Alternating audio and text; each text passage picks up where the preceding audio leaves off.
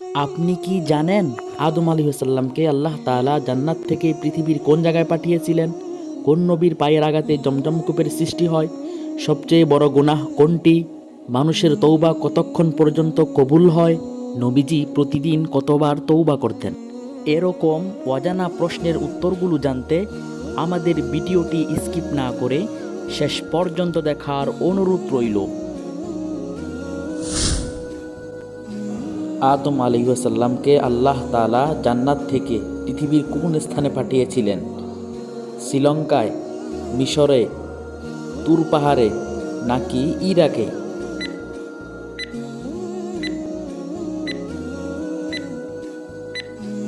শ্রীলঙ্কার কোনো এক পাহাড়ের মধ্যে পাঠিয়েছিলেন, যেই পাহাড়ের নাম আদম পাহাড়। বর্তমানে সেই পাহাড়ের উচ্চতা কতটুকু? ৮,৬৭৯ ফুট, ৭,৫৫৯ ফুট, ৭,০০০ ফুট নাকি ১,০০০ ফুট?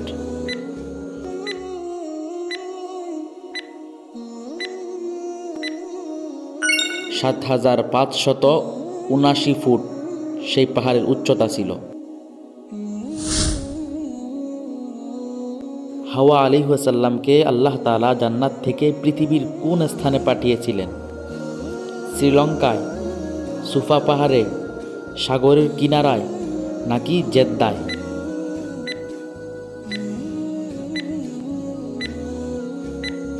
জেদ্দায় পাঠিয়েছিলেন, যেটা সৌদি আরবে অবস্থিত। আদম ও হাওয়া আলাইহিসসালামকে পৃথিবীতে পাঠানোর দীর্ঘদিন পর দ্বিতীয়বার তাদের সাক্ষাৎ কোথায় হয়েছিল? কোনো এক পাহাড়ে, ফিলিস্তিনে, আরাফাতের ময়দানে নাকি সৌদি আরবে?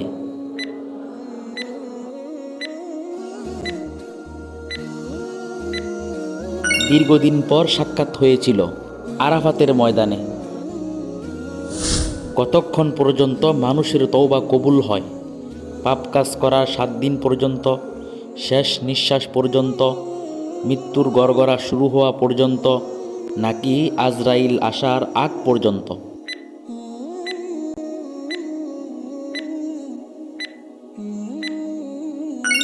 মৃত্যুর গড়গড়া শুরু হওয়া পর্যন্ত মানুষের তওবা কবুল হয়। কোন নবীর পায়ের আঘাতে জমজম কূপের সৃষ্টি হয়? ঈসা আলাইহিসসালাম, ইসমাইল আলাইহিসসালাম, ইব্রাহিম আলাইহিসসালাম নাকি মুহাম্মদ সাল্লাল্লাহু আলাইহি ওয়াসাল্লাম?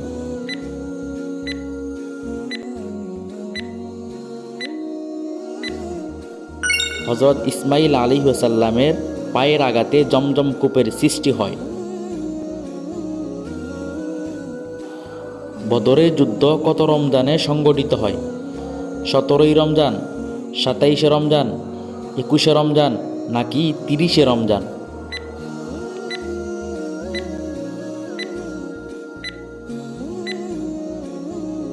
17ই রমজান বদরের যুদ্ধ সংগঠিত হয়।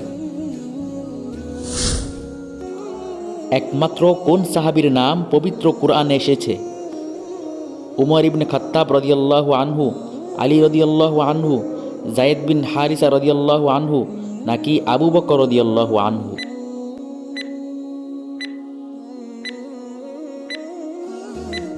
যায়েদ বিন হারিসা রাদিয়াল্লাহু আনহু, যার নাম পবিত্র কুরআনে এসেছে। ঈমানদারদের মধ্যে সর্বাপেক্ষায় কে উত্তম? যে নিয়মিত ইবাদত করে, যে জান্নাতের অধিকারী, যে উত্তম চরিত্রের অধিকারী, যে আল্লাহর প্রশংসা করে।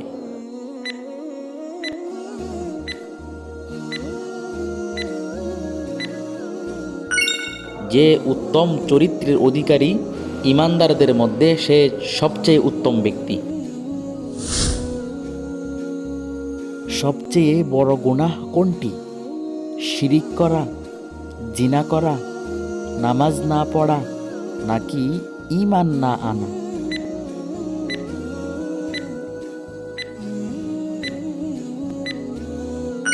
শিরিক করা, আল্লাহর সাথে শিরিক করা হচ্ছে সবচেয়ে বড় গুনাহ। রাসূল সাল্লাল্লাহু আলাইহি ওয়াসাল্লাম প্রতিদিন কতবার তওবা করতেন? 100 বার, 1000 বার 7 বার নাকি 11 বার?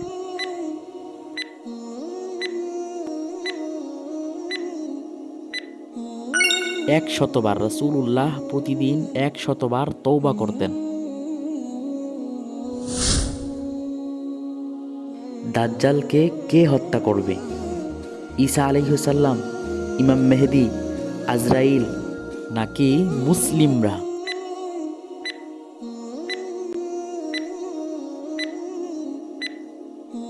হযরত ঈসা আলাইহিস সালাম দাজ্জালকে হত্যা করিবেন। হাদিসের ভাষায় সবচেয়ে বুদ্ধিমান ব্যক্তি কে? যে সারা জীবন রোজা রাখে, যে মাথা খাটিয়ে চলে, যে ইবাদত করে, যে আখিরাতের জন্য প্রস্তুতি গ্রহণ করে।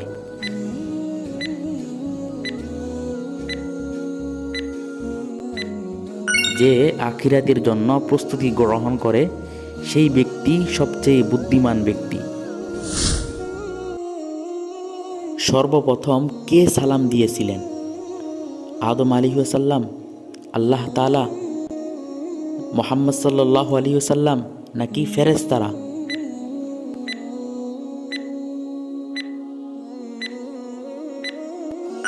হযরত আদম আলাইহিস সালাম সর্বপ্রথম সালাম দিয়েছিলেন। সর্বপ্রথম কে সালামের উত্তর দিয়েছিলেন?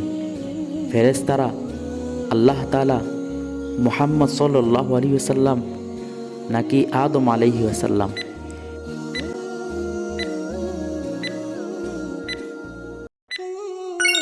সর্বপ্রথম ফেরেশতারা সালামের জবাব দিয়েছিলেন। হুজুর শব্দের অর্থ কি? ইসলামিক পোশাকওয়ালা, উপস্থিত, সম্মানিত ব্যক্তি নাকি নবীজির নাম?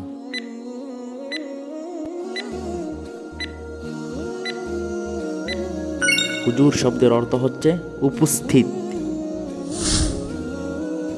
নারায়ে তাকবীর শব্দের অর্থ কি?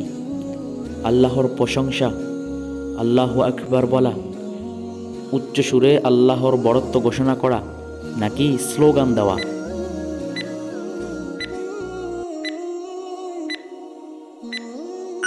উচ্চ সুরে আল্লাহর বড়ত্বের ঘোষণা করা নারে তাকবীর শব্দের অর্থ।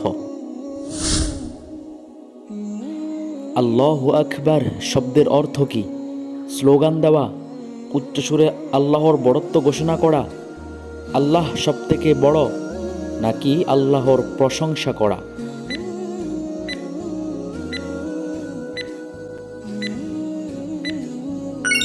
আল্লাহু আকবার শব্দের অর্থ হচ্ছে আল্লাহ সবথেকে বড়। আস্তাগফিরুল্লাহ শব্দের অর্থ কি? আল্লাহর কাছে আশ্রয় চাওয়া, আল্লাহর কাছে অন্য কিছু চাওয়া, আল্লাহর কাছে ক্ষমা চাওয়া নাকি আল্লাহর প্রশংসা করা?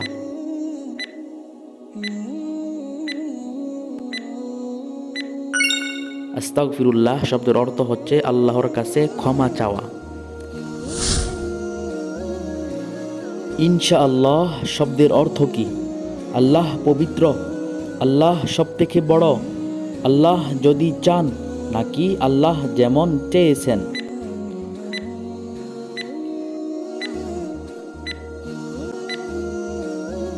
আল্লাহ যদি চান। ইনশাআল্লাহ শব্দের অর্থ। মাশা আল্লাহ শব্দের অর্থ কি? আল্লাহ পবিত্র, আল্লাহ সবথেকে বড়, আল্লাহ যেমন চেয়েছেন নাকি আল্লাহ যদি চান?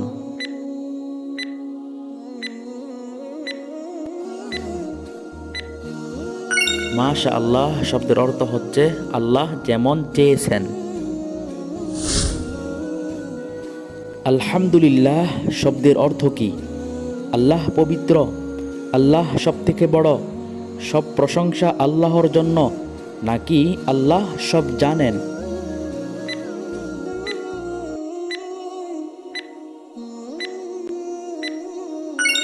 সব প্রশংসা আল্লাহর জন্য। আলহামদুলিল্লাহ শব্দের অর্থ। হাসি দিলে কি বলতে হয়? বিসমিল্লাহ, আলহামদুলিল্লাহ, আউযুবিল্লাহ নাকি লা হাওলা ওয়ালা কুওয়াতা ইল্লা বিল্লাহ?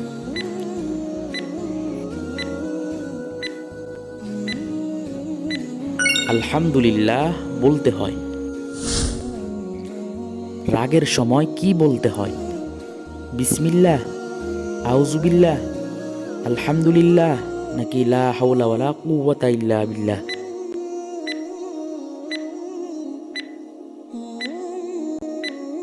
রাগের সময় আউযুবিল্লাহি মিনাশ শাইতানির রাজিম বলতে হয়।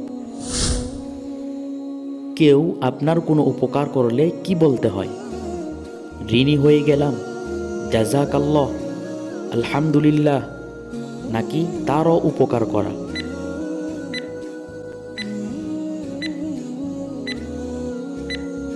জাযাকাল্লাহু খাইর বলতে হয়, যার অর্থ হচ্ছে আল্লাহ যেন আপনাকে এই উপকারের বদলায় উত্তম কিছু দেন। কোনো মুসলমানের সঙ্গে দেখা হলে কি বলতে হয়? কেমন আছেন, আসসালামু আলাইকুম, আলহামদুলিল্লাহ, নাকি কোথায় যাচ্ছেন?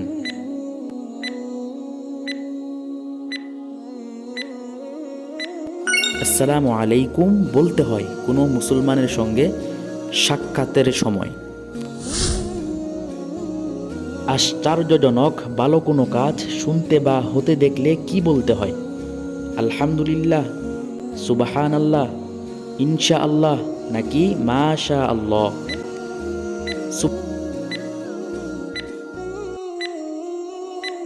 সুবহানাল্লাহ বলতে হয়। যে কোনো মন্দ ও গুনাহের কাজ দেখলে কি বলতে হয়? আলহামদুলিল্লাহ, নাউজুবিল্লাহ, ইনশাআল্লাহ, নাকি মাশা আল্লাহ?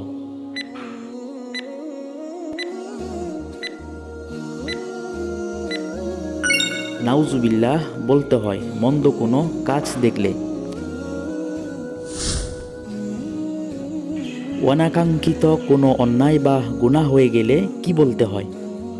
আলহামদুলিল্লাহ, আস্তাগফিরুল্লাহ, সুবহানাল্লাহ, নাকি মাশা আল্লাহ?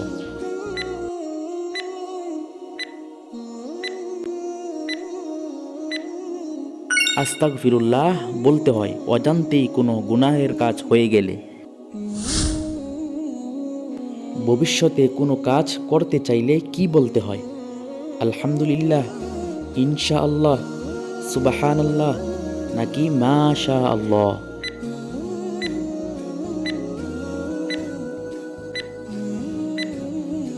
ইনশাআল্লাহ বলতে হয় ভবিষ্যতে কোনো কাজ করতে চাইলে।